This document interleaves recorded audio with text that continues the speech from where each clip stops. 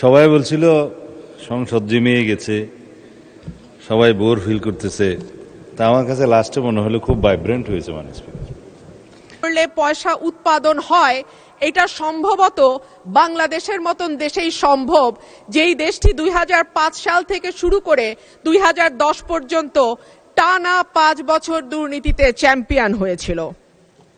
মাননীয় স্পিকার, আমরা বিগত সরকারের আমলে ছাগল কাণ্ড দেখেছি, বালিশ দুর্নীতি দেখেছি, রূপপুর পারমাণবিক বিদ্যুৎ কেন্দ্র নির্মাণের সময় যে ভয়াবহ দুর্নীতি হয়েছে সেটাও দেখেছি।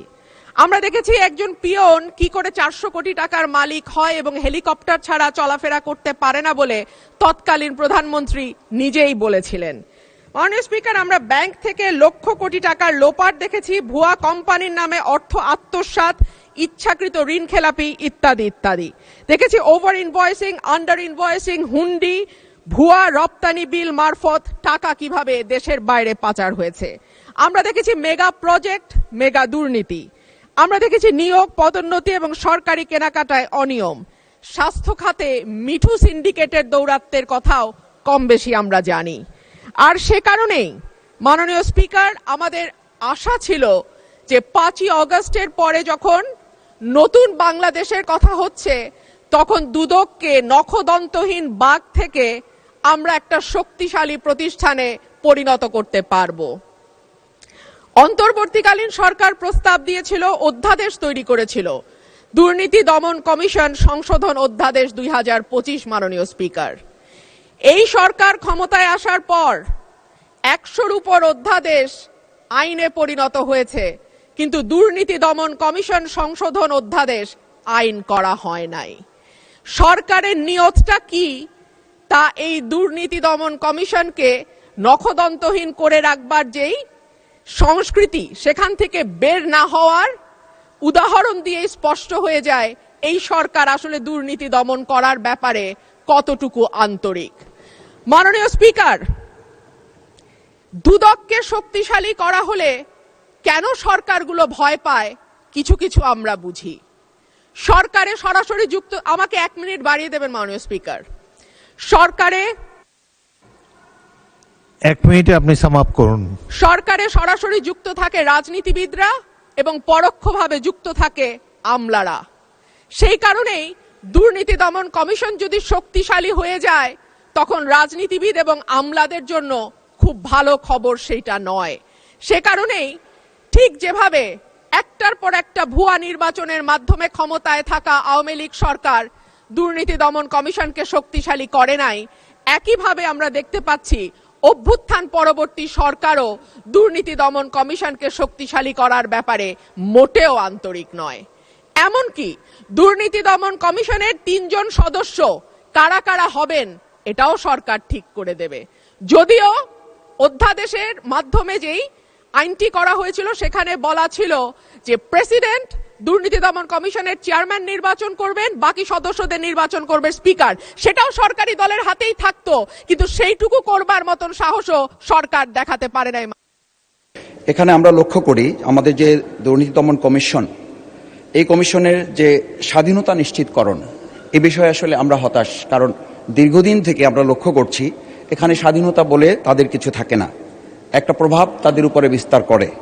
চেয়ারম্যান ও কমিশনার নিয়োগ স্বচ্ছ অংশগ্রহণমূলক যে সার্চ কমিটি করার কথা, সেটিও আমরা লক্ষ্য করি না। বরং পছন্দ আলোকে আমাদের চিন্তা, দৃষ্টিভঙ্গি এবং একটা আদর্শকে সামনে রেখে সেখানে তাদেরকে দেওয়া হয়। তদন্ত এবং মামলা পরিচালনা, রাজনৈতিক, প্রশাসনিক অন্য কোনো প্রভাবমুক্ত পরিবেশ নিশ্চিত হয় না। সঙ্গত কারণে কমিশনারদের যে জবাবদিহিতা, সেটিও আমরা লক্ষ্য করি না। আমরা আজকে লক্ষ্য করি যে গতকাল কুমিল্লার একটি বিষয়ে 300 বিধিতে এখানে আলোচনা হয়েছে, কিন্তু আলোচনা তো হওয়ার কথা ছিল যে পুলিশ পরিদর্শক নোয়াখালীর হাতিয়ায় তিনি যে ধর্ষণের সে অভিযোগ পরিবারের থেকে করা হয়েছে, সেই বিষয়ে তো আজকের স্বরাষ্ট্রমন্ত্রী আসলে এখানে বিধিতে তার আলোচনা হওয়া উচিত ছিল।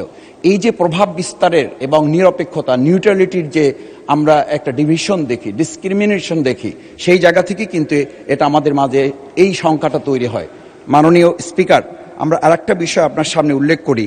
কমিশনারদের বিরুদ্ধে অভিযোগ তদন্তের জন্য স্বাধীন অভিযোগ মূল্যায়ন বোর্ড যে গঠন করার কথা, থাকার কথা, সেটির ক্ষেত্রেও আমরা খুবই দুশ্চিন্তা এবং উদ্বিগ্নের মধ্যে থাকি। কারণ এই জায়গায় যেটা বলা হয়ে থাকে যে ছোট ছোট মাছগুলো এই মাকড়সার জালে আটকা পড়ে, পোকামাকড়গুলো আটকা পড়ে, আর বড় বড় রুই কাতলাগুলো এই মাকড়সার জাল ভেদ করে এখান থেকে বেরিয়ে যায়। সঙ্গত কারণে এই দুর্নীতি দমন কমিশনকে একটা নখ দন্তহীন বাঘ হিসাবে তুলনা করা হয়। মাননীয় স্পিকার, আর একটা বিষয় বলি, সেটা হচ্ছে এই দুর্নীতি দমন কমিশনে যারা এখানে ভূমিকা পালন করেন, ডিজিটাল ফরেনসিক, সাইবার অপরাধ, অর্থ পাচার, বিশেষ করে এই যে 18 লক্ষ কোটি টাকা পাচার হয়েছে, এই পাচার রোধে বা এই পাচার করা টাকা ফিরিয়ে আনার ক্ষেত্রে তাদের সাথে আমি যতটুকু কথা বলার সুযোগ বিভিন্ন সময় হয়েছে, সরকারের সদিচ্ছার যে অভাব থাকে সেই সদিচ্ছার অভাব থেকে এটা হয় না। কোনো কোনো ক্ষেত্রে প্রভাব বিস্তারের একটা বিষয় আমরা লক্ষ্য করি। সেই জায়গায় আমি প্রস্তাব করছি উচ্চ পর্যায়ে দুর্নীতির বিরুদ্ধে সমান প্রয়োগ, যে সমান প্রয়োগটি আমাদের করার কথা, রাজনৈতিক ব্যক্তি, সরকারি কর্মকর্তা, ব্যবসায়ী, প্রভাবশালী যে কোনো ব্যক্তির বিরুদ্ধে, বিশেষ করে যদি মিডিয়ার সাথে সম্পৃক্ত কোনো প্রভাবশালী ব্যক্তি হন, তাহলে তার ধারের কাছেও যাওয়ার সুযোগ কখনো কখনো এই দুর্নীতি দমন কমিশনে যারা কাজ করেন তাদের হয় না। মাননীয় স্পিকার, আর একটা বিষয় আমরা এখানে উল্লেখ করি, সাক্ষী এবং তথ্যদাতাদের সুরক্ষা। এমনও হয় যারা এই বিষয়ে মাননীয় সদস্য 1 মিনিটে শেষ করুন। অনেক ধন্যবাদ মাননীয় স্পিকার আপনাকে। আমরা এই যে প্রভাব বিস্তারের বিষয়টি দেখি যে সাক্ষী এবং সুরক্ষা যারা দিবেন তাদের সুরক্ষাটা দেওয়া হয় না, সঙ্গত কারণে প্রভাব বিস্তার করার যে একটা বলয় আমরা লক্ষ্য করি। আজকে আমরা এটা দেখছি, আমাদের মাননীয় স্থানীয় সরকার প্রতিমন্ত্রী মীর শাহ আলম জনাব, ওনার এলাকার 2টো উপজেলায় কয়েকটা ইউনিয়ন হয়েছে, একটা ইউনিয়নে ওনার পরিবারের, ওনার বংশের নামে, মীর বাড়ি বংশের নামে একটা ইউনিয়নের নাম করা হয়েছে। ওনার 2 সন্তানের নামে, দিগন্ত এবং সীমান্ত, 2 সন্তানের নামে 2টা ইউনিয়নের নাম করা হয়েছে। এটা যদি বর্তমান সময়ের একটা পরিস্থিতি হয়, আমরা মাননীয় প্রধানমন্ত্রী ওনার পরিবারের সদস্যের নামে একটা প্রতিষ্ঠান করতে চাওয়া হয়েছিল, উনি নাকচ করেছেন, আমরা বাহাবা দিয়েছি। তা আমরা তো মনে করি প্রধানমন্ত্রী যেটা চান সেটাই তো ওনাদের হওয়ার কথা, কিন্তু প্রধানমন্ত্রীর হয় না, ওনাদের নিচ থেকে এটা হয়। এই যে আমাদের প্রভাব বলয় তৈরি করা, আমরা এখানে তো সংশোধনী পাশ করতে করতে অনেক সময় চলে গেছে, শুধু নাম সংশোধন করতে, বিগত ফেসিস সময় যেগুলো হয়েছিল।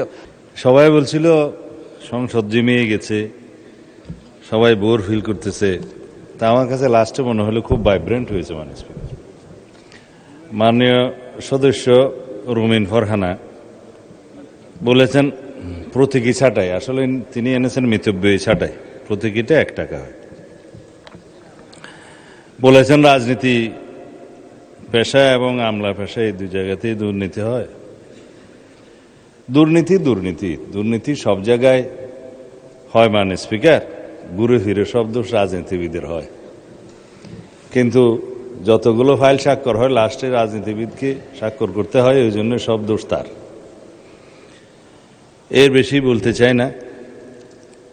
তিনি বলেছেন রূপপুরে বালিশ দুর্নীতি হয়েছে, পর্দার দুর্নীতি হয়েছে, সবকিছু মেগা প্রজেক্টের মেগা দুর্নীতি হয়েছে, ব্যাংক লুট হয়েছে। সেই জন্যই তো দুর্নীতি দমন কমিশনকে স্বাধীন দুর্নীতি দমন কমিশন করার প্রস্তাব এসছে। আমরা এটা স্ট্যাটিউটরি একটা অর্গানাইজেশন হিসেবে শক্তিশালী দুর্নীতি দমন কমিশন গঠন করব বলে আমরা দুর্নীতি দমন কমিশন সংক্রান্ত অধ্যাদেশটা তখন গ্রহণ করিনি। এখন আলোচনা শুরু হয়েছে এবং বাংলাদেশের একটি শক্তিশালী দুর্নীতি দমন কমিশন প্রতিষ্ঠিত হবে ইনশাআল্লাহ।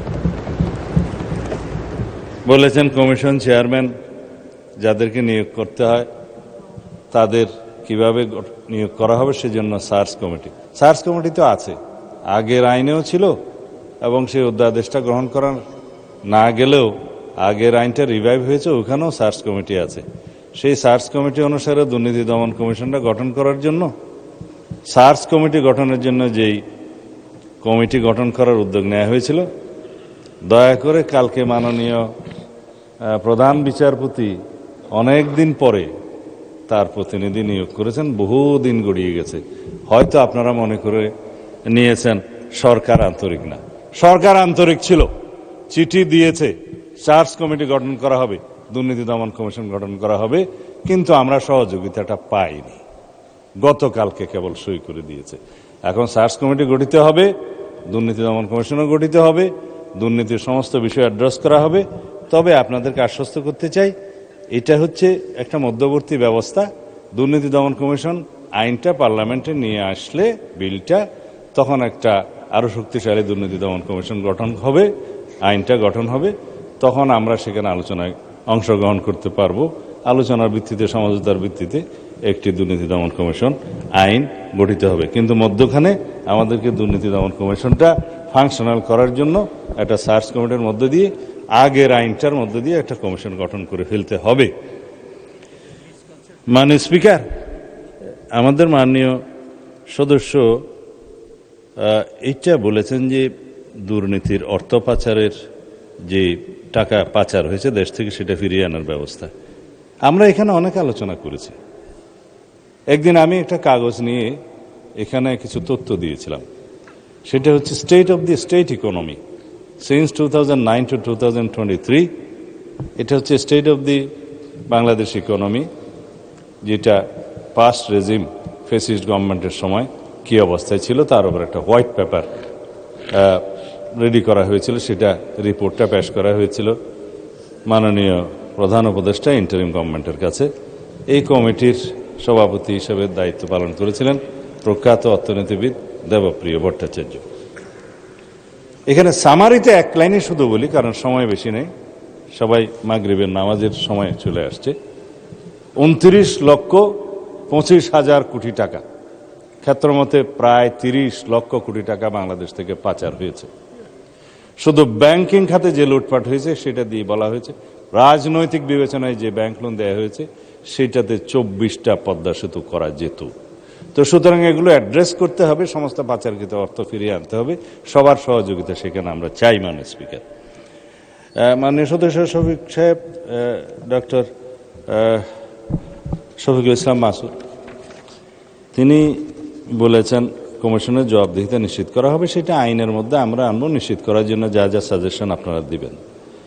তো এইখানে অন্য একটা প্রসঙ্গ নিয়ে এসছে, কালকে সেই ডিবেটটা শেষ হয়েছে, আমাকে স্কোপ দেওয়া হয়নি সেই পাল্টাটা বলার জন্য। ভালোই হয়েছে আপনি বলেছেন যে রেপের একটা দর্শনের কথা বলেছেন।